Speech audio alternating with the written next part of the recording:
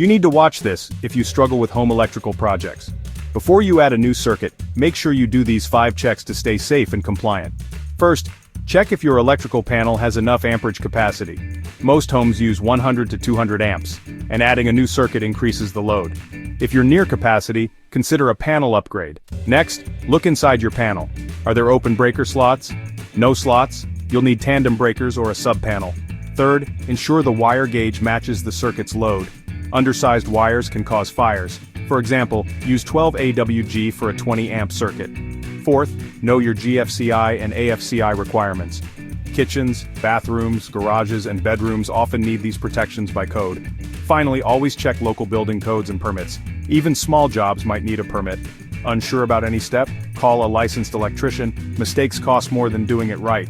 Want a free printable panel schedule and circuit directory template? Download it using the link below, and subscribe for more smart electrical tips from Gillett Electric. Thanks for watching. Stay safe, stay smart, and stay powered up.